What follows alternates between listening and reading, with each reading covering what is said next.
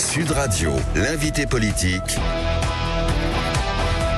Jean-François Aquili. L'invité politique, votre invité Jean-François Aquili, Éric Ciotti ce matin, président du LR. Bonjour à vous Éric Ciotti. Bonjour. Je vous pose une question ce matin, c'est, François Bayrou démissionne, et maintenant, qu'est-ce qu'on fait ? Retour au peuple. Pour moi, il n'y a aucune solution qui relèverait de la tambouille politicienne, comme M. Macron s'y confond depuis plusieurs années maintenant. On est dans une situation de crise politique, on est quasiment dans une situation de crise de régime, il n'y a aucune majorité à l'Assemblée nationale. Et quand il y a une situation de blocage, pour trancher le nœud gordien, la seule solution en démocratie, c'est le retour vers le peuple. Je l'ai dit hier à la tribune, c'est dissolution ou démission du président de la République. Mais à un moment, il faut redonner une légitimité à ceux qui gouvernent. Et aujourd'hui, quel que soit celui qui va être nommé, nouvelle cautère sur une jambe de bois, nouvel artifice, ça ne changera rien parce qu'il n'y a pas de majorité. Et pourquoi il n'y a pas de majorité ? Parce que l'année dernière, il y a eu une coalition des contraires au second tour des élections législatives avec ce ridicule Front républicain, une coalition qui est allée de LFI jusqu'à LR. Vous pensez qu'on paye aujourd'hui c'est ça qui nous a amené cette situation. On paye aujourd'hui le Front républicain, c'est ce que vous dites ? Bien sûr, le Front républicain a conduit au chaos. Il y a eu 3 grandes coalitions l'année dernière. Nous sommes arrivés en tête avec le Rassemblement National et l'UDR, avec plus de 11,5 millions de voix. Là, vous parlez du nombre d'électeurs. Très largement au premier tour. La deuxième coalition, c'est celle de gauche. Et celle qui essaie de gouverner aujourd'hui, c'est celle qui a tout perdu, qui est arrivée 3e, que les Français ne veulent plus. C'est la coalition macroniste, à laquelle, et je le déplore, mes anciens amis de LR se sont ralliés, se sont dissous, dans laquelle ils se sont dissous. Éric Ciotti, vous dites retour au peuple. Il y aura demain, on va revenir sur les histoires de dissolution. Il y aura demain la fameuse mobilisation bloquant tout. C'est un retour au peuple acceptable pour vous ? Non, sûrement pas. Sûrement pas. Ça, vous êtes contre ? Les mobilisations avec un fond de violence potentielle n'ont rien à voir avec l'expression du peuple. C'est pas dans la rue que ça se règle, que ça se gère. Ça se règle dans les urnes. C'est ça la démocratie. Ce n'est pas la loi de la violence, des bandes, des casseurs, comme hélas on risque de les voir demain à nouveau. S'il n'y a pas de dissolution, si Emmanuel Macron nomme au hasard Sébastien Lecornu à Matignon, que se passe-t-il ? On ira dans la même situation que l'on connaît avec Michel Barnier, avec François Bayrou. Je pense que là, d'après ce que je lis, ce que j'entends, la tendance est de faire un appel du pied à la gauche, d'essayer de convaincre le Parti socialiste. Donc on va aller, alors que le pays n'a jamais été autant à droite, que les valeurs de droite, c'est-à-dire l'ordre, le respect de notre identité, la liberté économique, n'ont jamais été aussi majoritaires, aussi plébiscitées dans le pays.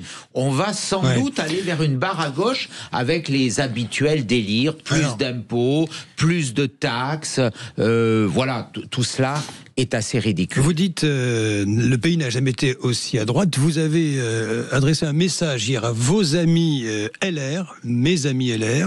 Combien de temps encore resterez-vous arrimés au Titanic macroniste ? Le problème, Éric Ciotti, c'est que l'union des droites, ça ne marche pas en réalité. Ça ne marche pas pour l'instant, mais ça progresse. Il y a aujourd'hui dans toutes les enquêtes d'opinion, on voit bien que l'addition a une force énorme. C'est celle que représente aujourd'hui le Rassemblement national.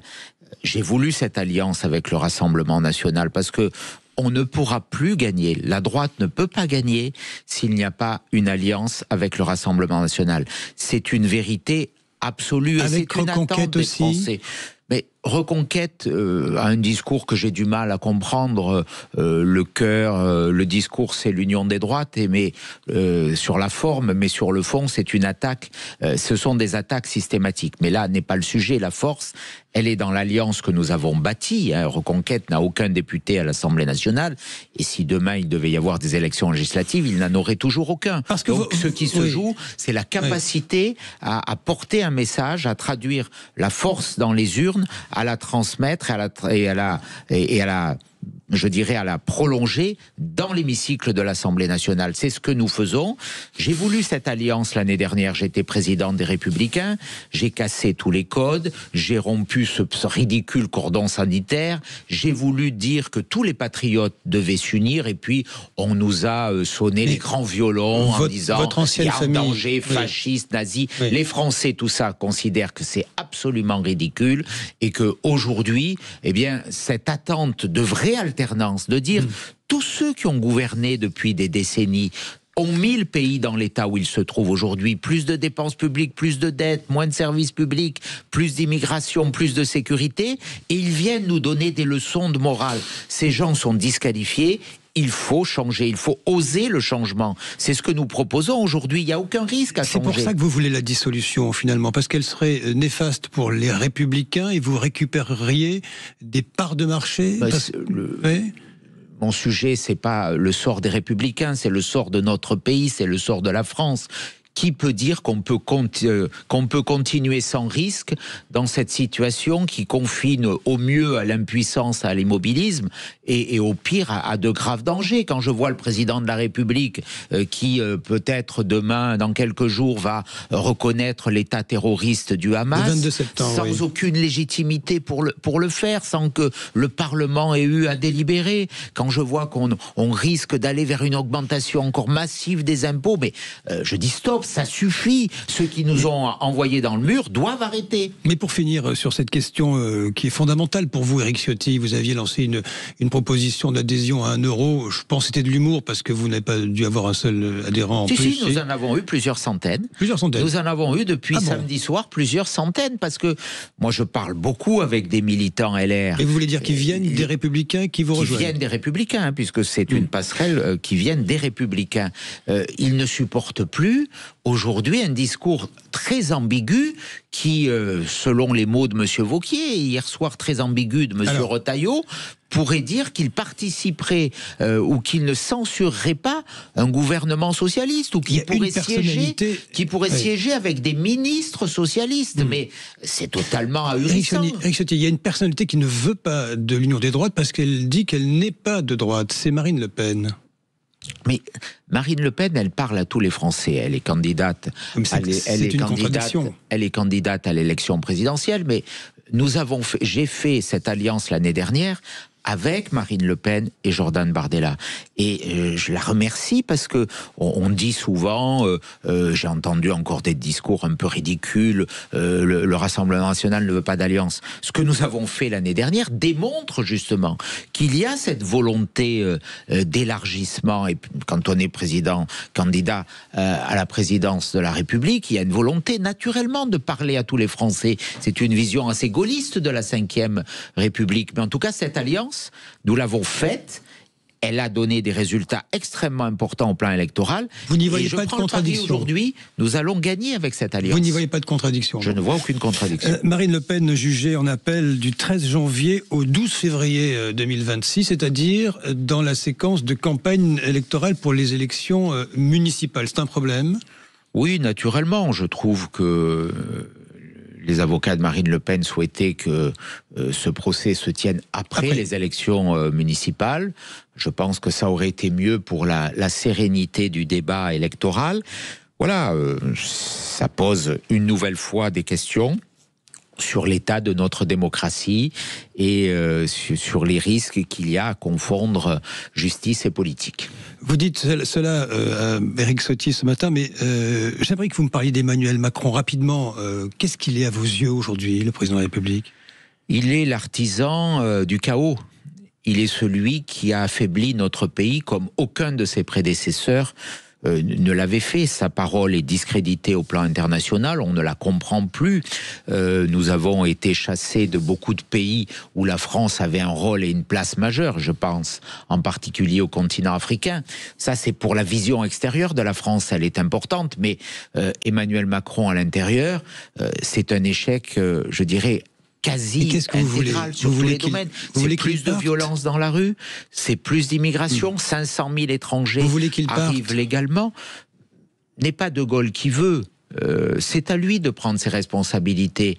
Il a commis cette dissolution, il n'a pas eu de majorité en 2022, il a été élu quelque part par défaut en surfant sur la guerre en Ukraine à l'élection présidentielle de 2022, sans parler de son projet, sans véritable débat. Et aujourd'hui, on est dans un état d'affaiblissement du pays, de grande inquiétude de nos concitoyens. Ils voient bien que plus rien ne fonctionne. L'hôpital, la justice, on en parlait, l'éducation, tous nos grands services publics, tous nos piliers institutionnels s'affaiblissent. Il n'y a plus de majorité, on est dans la 4e République. Donc c'est au président de la République. Nous, on l'a dit hier à l'Assemblée nationale, on n'est pas pour la révocation, pour ce que fait l'extrême gauche avec M. Mélenchon. Mais le président de la République, on est quand même dans des institutions voulues par le général de Gaulle. Quand le peuple ne suit plus, quand le peuple rejette, il faut en tirer les conséquences. Et la seule solution, la seule réponse, c'est le retour au peuple. Donc vous demandez son départ. C'est à lui de le décider. Éric Ciotti, il y a eu ce dont il a été... Et ce serait une solution. Ouais. Ce serait sans doute la vraie solution. Donc vous dites ce matin, ce serait une solution que Emmanuel Macron démissionne. Sans doute la seule. Sans doute la seule. Éric Ciotti, il y a eu l'épisode du week-end dont il a été beaucoup question, 2 journalistes qui conversent et enregistrent à leur insu avec 2 responsables socialistes. Que va faire l'UDR? Vous réclamez une... Nous avons déposé une commission d'enquête. Chaque groupe dispose d'un droit de tirage pour créer une commission d'enquête. Donc avec l'UDR, nous allons créer une commission d'enquête sur la neutralité du service public, parce que ce qui est insupportable dans cette affaire, il y a une connivence politique avec des journalistes qu'on avait, avant cet épisode, bien identifiés à gauche. Voilà, on sait que Patrick Cohen, Monsieur Legrand expriment des convictions de gauche. C'est leur droit. Ce qui n'est pas leur droit, c'est que quand on est sur des chaînes financées par l'argent des Français, on a un devoir, plus encore qu'ailleurs, de neutralité politique, d'indépendance. Donc le service public n'a pas à financer l'impôt des Français. 4 milliards d'euros pour le service public, n'a pas à financer des prises de position partisanes. Donc il faut qu'on se penche une fois pour toutes sur les questions d'indépendance, de neutralité du service public. On ne peut pas donner des leçons à la terre entière et être soi-même, je dirais, sujet à suspicion. Ultime question, parce qu'il reste très peu de temps. Éric Ciotti, vous êtes candidat à la mairie de Nice, nous le savons, face à votre rival Christian Estrosi. À 30 km de là, il y a la candidature, il a fait sa vidéo hier, de Louis Sarkozy. Vous le soutenez ? Non, je ne le soutiendrai pas, je le dis très, très clairement. Je ne comprends pas cette candidature, ce parachutage à Menton. Il y aura d'autres solutions à Menton, mais je ne crois pas que ça puisse servir de porte-avions à un destin politique national. On n'est pas un laboratoire dans le département des Alpes-Maritimes. Vous dites parachutage, c'est ça ? Vous ne soutenez pas Louis Sarkozy? Non, je ne le soutiendrai pas. Qui sera soutenu par Christian Estrosi? Qui l'est? Vraisemblablement, ça sera une candidature qui sera dans la sphère macroniste. La sphère macroniste. Donc pas de soutien de votre part ce matin, d'Éric Ciotti, pour la candidature à Menton. C'est 30 km. À peu près. À peu près de monsieur Louis Sarkozy. Merci Éric Ciotti. Merci. Président de l'UDR, d'avoir été l'invité ce matin de Sud Radio. Merci Jean-François Aquili. Éric Ciotti, vous connaissez bien Jean-François Aquili, il a évidemment la géographie de ce département. Oui, même surtout dans le sud. Ah oui, surtout évidemment dans le sud. Allez, dans un instant, le grand débrief, Éric Revel, Elisabeth Lévy, et vous au 0826 300 300. Vous avez entendu Éric Ciotti qui dit la seule solution, c'est le départ d'Emmanuel Macron. Qu'en pensez-vous? J'aimerais vous entendre. 0826 300 300, parce qu'il y a d'autres solutions. Alors Gabriel Attal, lui, il dit ce matin dans Le Parisien, il ferait nommer un négociateur. Et il a des idées, mais il ne donne pas le nom. Il y a d'autres noms qui circulent. Nous en parlons dans un instant, évidemment, sur Sud Radio.